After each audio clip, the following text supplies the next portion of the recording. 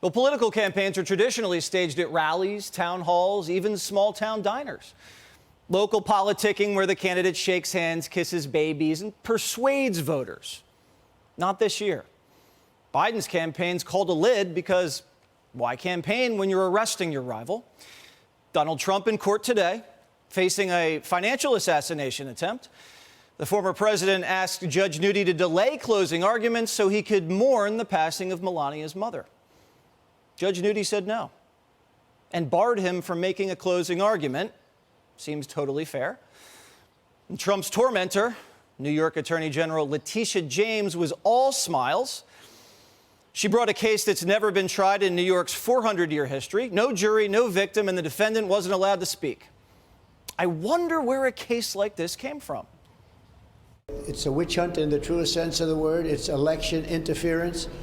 And it just came out, this was just right now, Letitia James visited Joe Biden in the White House numerous times during the Trump witch hunt.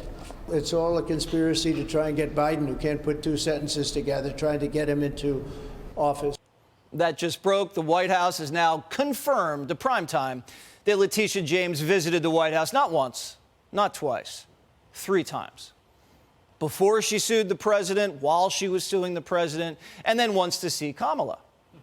But it's not just Letitia James in New York with the conspiracy with Biden.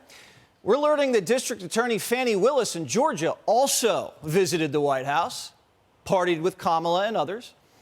And the week after, the giggly Wiccan, the grand jury's wacky forewoman, recommended charges against Donald Trump. You know Fani, the DA who appointed the man she was diddling to prosecute Trump. Loverboy had never tried a felony, so Fani handed him almost $1 million in taxpayer cash and said, go get him. And Loverboy took the cash and then took Fani on steamy Caribbean cruises. Fani's Loverboy also conspiring with the White House, holding long meetings with the White House counsel, even billing them. And when Fani wasn't getting sexual kickbacks and colluding with Biden's White House, she had Adam Schiff on speed dial. Fani was working with Adam Schiff in the January 6th case to build the Georgia prosecution.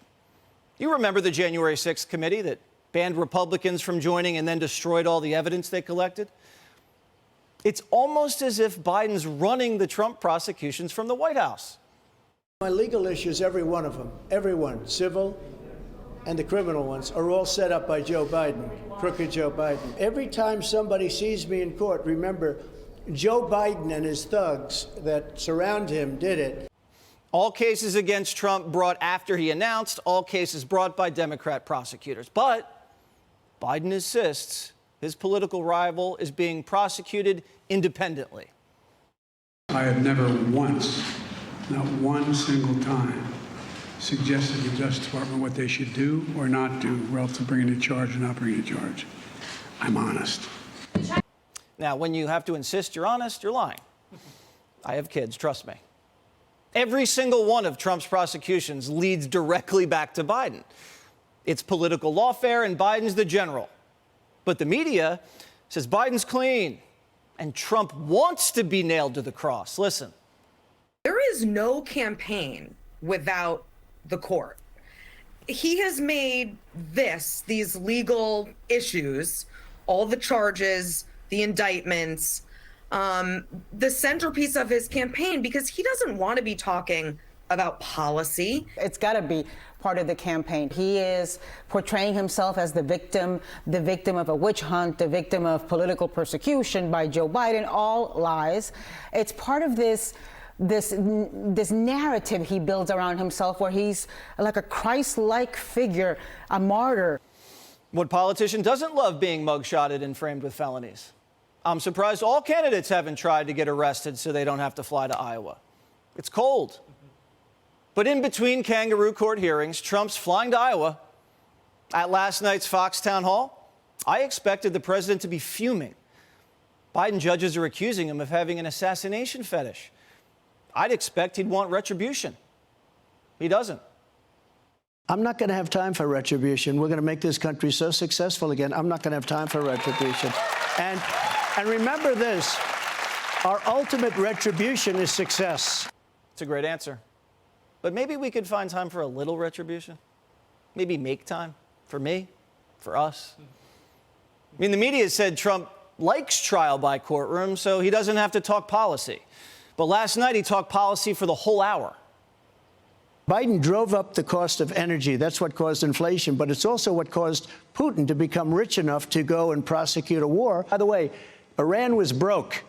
Iran was broke. I said to China, if you buy oil from Iran, you're not dealing in here. Energy is so big, it's such a big deal that when energy goes up, if you make donuts, if you make hamburgers, anything you do, you have trucks that deliver your product, you have to heat your stoves, your ovens. Anything you do, it's all energy. They should vote for me because I'm going to cut their energy price in half. That's the difference between the Trump and the Biden campaign. Trump's making his campaign about you, and Biden's making his campaign about Trump. He has to, because he can't run on his record. I took in $400 billion in tariffs and taxes from China. And one of the reasons China's not doing so well today is because of those tariffs.